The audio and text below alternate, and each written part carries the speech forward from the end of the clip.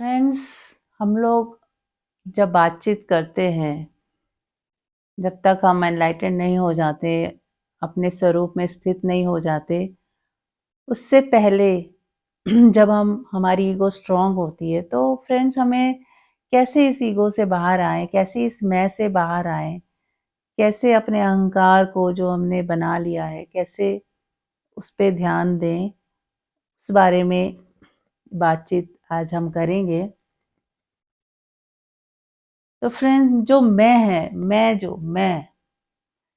ये जो मैं क्या है, यदि आप अहंकार से दूर होना चाहते हैं, अपने स्वरूप को जानना चाहते हैं, तो उसमें सबसे बड़ी बाधा है मैं, हमारा होना, हमारा अहंकार, हमारा होना। जो अहंकार वाला होना है उसकी हम बात कर रहे हैं, जिसको हम मैं कहते हैं कि मैं ये हूँ, मैं वो हूँ, मैं अच्छी हूँ, मैं बुरी हूँ, मेरे में मैं मेरी ये क्वालिटीज़ हैं, मेरी ये बुराइयां हैं, मैं तो ऐसी ही हूँ, मेरे ऐसी सोच है, मुझे यही अच्छा लगता है। मैं और फिर उसके बाद अपनी इस सोच को, अपने इस होने को, जो आपने अपनी आदतों को, अपने संस्कारों को, अपनी सोच को ही अपना होना मान लिया है, फिर वहां से ही हमारा एक्शन होता है।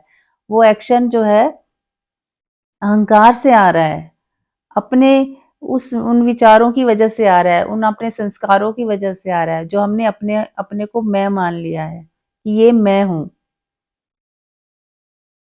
तो कहीं ना कहीं और दूसरा एक जो मैं होता है, वो होता है हमारा अहंकार।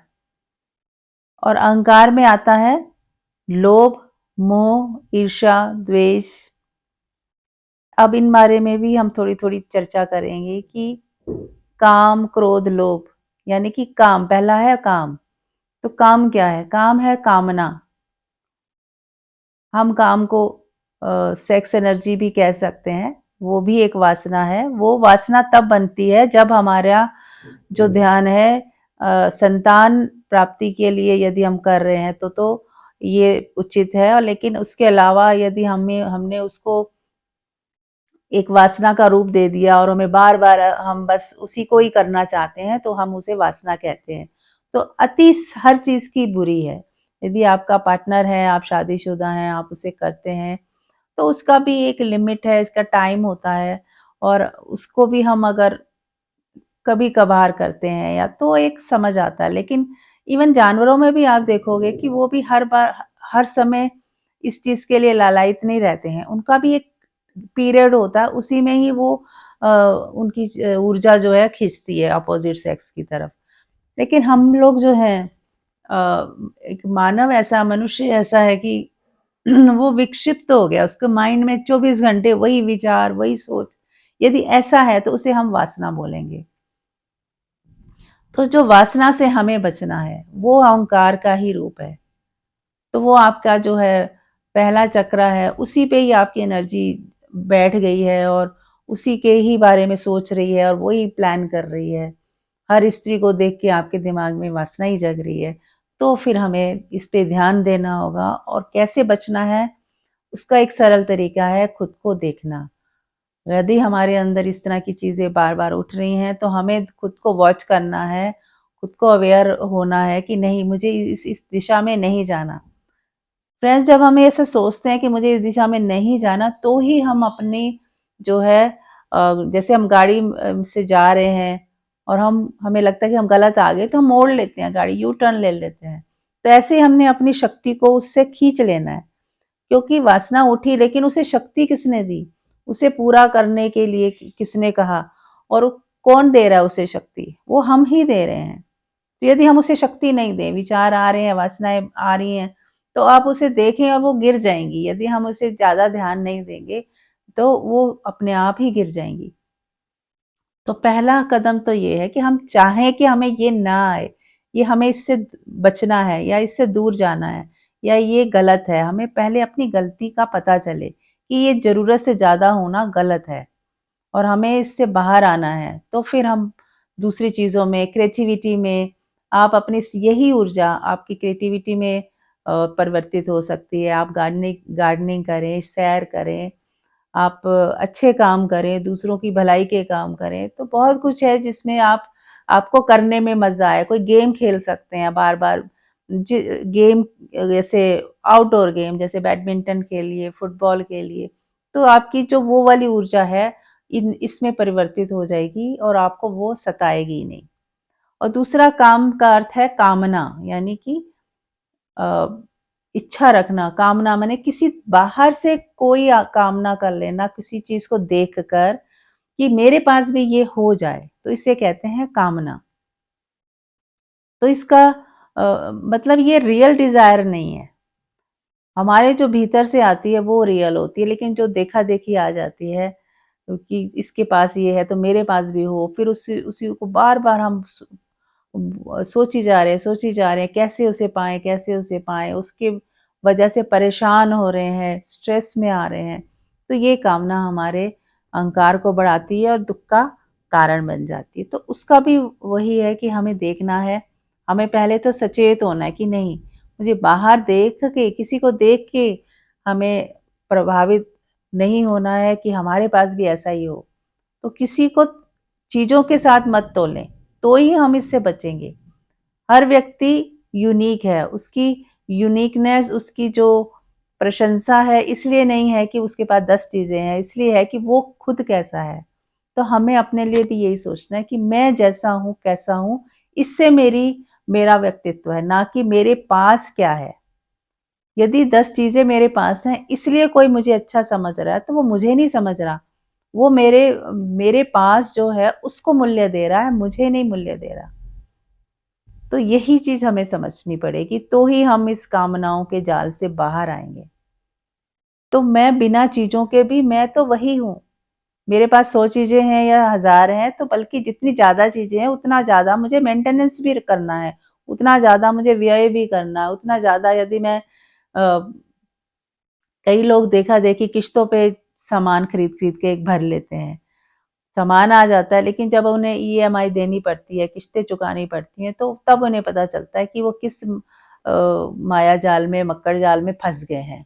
अपने ही बनाए हुए, जैसे मकड़ी जो है अपने ही बनाए हुए जाले में फँस जाती है, वैसे ही हम ईएमआई के चक्कर में अपने ही बनाए हुए जाल में फँस जाते हैं। वो क्षणिक सुख होता है जब हम कोई चीज़ खरीद के लाते हैं, हमें ज़रूरत भी नहीं थी, उसके बिना काम अच्छे से चल रहा था, लेकिन फिर भी देखा-देखी लोगों को प्रभावित करने के उद्देश्य से हम ले आते हैं। अब ये हमारा ही बनाया हुआ मक्कड़ जाल है कि हम फँस जाते हैं उसमें और फिर उसे किश्तें चुकाते-चुकाते हम पूरा टाइम स्ट्रेस में रहते हैं। तो फ्रेंड्स, ये हो गई कामना, तो ये भी एक अहंकार का ही रूप है, हमें इससे बचना है। फिर है क्रोध। क्रोध तो फ्रेंड्स, यदि कामना पूर्ति नहीं होती है तो क्रोध आता है। हमारे अनुकूल कुछ नहीं होता है तो क्रोध आता है। तो हमें इसे इसे भी समझना पड़ेगा। ये एक बहुत बड़ा टॉपिक है, इसे हम बाद में किसी दूसरे ऑडियो में मैं बताऊँगी। तो लोभ, फ्रेंड्स, लोभ है और की डिमांड। तो और की जो डिमांड है उससे भी हमें बचना है। हमारे पास सफिशिएंट है यदि, और फिर हम सोचें कि नहीं, एक और हो जाए। यदि पैसा भी हमारे पास सफिशिएंट है, हमारा काम आराम से चल रहा है, पर हम कहें नहीं, और हो जाए, और हो जाए, और हो जाए, तो उसका फ्रेंड्स कोई अंत नहीं है। ये और की डिमांड भी हमारे अहंकार से आती है, देखा-देखी आती है कि हमें लगता है इसके पास इतना सुंदर बड़ा घर है तो मेरे पास भी हो जाए, इसके पास ये वाली गाड़ी है, मेरे पास तो छोटी-सी गाड़ी है, तो मैं बड़ी गाड़ी ले लूँ। तो इन चीज़ों का कोई अंत नहीं है। तो यदि आप इस चक्रव्यूह में ना ही फँसे तो अच्छा है।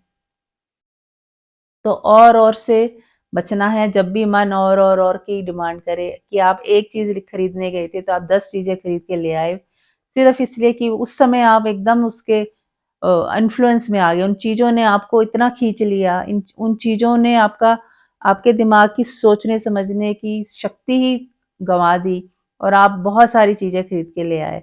अब आप उसको यूज़ आपके वो आएँगी ही नहीं या बहुत ही कम आएँगी और ऐसे ही पड़ी हैं एक तरफ। तो इन सब चीज़ों से हमें उसी वक़्त अवेयर रहना है, हमें अवेयरनेस, होश रखना है। हर चीज़ में होश रखेंगे तो हमसे गलतियाँ नहीं होंगी। अब है मोह। मोह से कैसे बचें? तो फ्रेंड्स, मोह तो मेरे का ही रूप है। जिसको हम मेरा मान लेते हैं उससे मोह होता है। यदि हम सावधान रहें कि यहाँ कुछ भी मेरा नहीं है, हमारे बच्चे, हमारी प्रॉपर्टी, ये सब टेम्परेरी हैं। ये किसी जन्म में वो कुछ थे, आज हमारी लाइफ में वो कुछ और होके आ गए हैं। तो हमें अवेयर रहना है कि मैं किसी को मोहवश प्रेम ना करूं। प्रेम तो करूं लेकिन मोह नहीं करूं। मोह माने अटैचमेंट, एक फियर रहता है उसके अंदर, पकड़ रहती है, पोजेशन पोजेशन रहती है। हम उसे पकड़ना चाहते हैं, उस व्यक्ति पे अपना दबाव डालते रहते हैं और उसकी भलाई के बारे में सोच के दबाव डालते हैं, लेकिन हमें वो भलाई नहीं कर रहे होते, हम वो बहुत बड़ी इंटरफेरेंस कर रहे होते हैं। तो हमें इससे भी हमें बचना है। तो और है ईर्ष्या, द्वेष। यदि ईर्ष्या यानी जलन, किसी चीज की, दूसरी को देख के, किसी और को देख के एक जलन पैदा ना करें, बल्कि उसको खुश हो कि परमात्मा ने इसको दिया है तो हमें भी देगा। किसी की खुशी में हमें खुश होना है, ना कि दुखी होना है। 99% लोग जो हैं किसी की खुशी को देख के खुश नहीं होते, बल्कि जेलस करते हैं और जेलस की वजह से उसको कंडेम करते हैं, उसको नीचा दिखाने की कोशिश करते हैं, उसके बारे में उल्टा सीधा बोलते हैं। क्योंकि जो वो खुद नहीं कर पा रहे हैं, वो जो खुद नहीं सोच पा रहे हैं, दूसरे ने कर दिया, तो हम उसकी तारीफ नहीं करेंगे खुले दिल से, उसको शाबाशी नहीं देंगे, उसके बारे में अच्छा नहीं फील करेंगे, बल्कि हमें लगेगा इसने कैसे कर लिया, मुझे करना था, इसके पास ये चीज़ कैसे आ गई, मेरे पास होनी चाहिए थी। तो इस चक्कर में हम उसे कंडेम करेंगे, चार लोगों के बीच में उसे गंदा फील कराएंगे, गंदी अच्छी बातें नहीं करेंगे, उसके बारे में उल्टा सीधा बोलेंगे। तो ये हमें नहीं करना, ये हमें नीचे गर्त में ले जाएगा। ये इससे बहुत बड़ी सावधानी रखनी है। यदि हम किसी के लिए अच्छा नहीं बोल सकते तो बुरा तो बिल्कुल कतई नहीं बोलना है। तो फ्रेंड्स, आप इस चीज़ को सबको ध्यान में रखें। और जो द्वेष है, द्वेष तो बिल्कुल करना ही नहीं। द्वेष यानी कि बदले की भावना। तो हमें इतना तो गिरना ही नहीं है कि हम बदले की भावना में आ जाएं। तो फ्रेंड्स, आप इन सब चीज़ों को ध्यान रखेंगे तो आप अपने लाइफ को बहुत ही सुंदर और अच्छे तरीके से बिता सकते हैं। तो होप आप मेरी बात समझ गए होंगे। Thank you so much.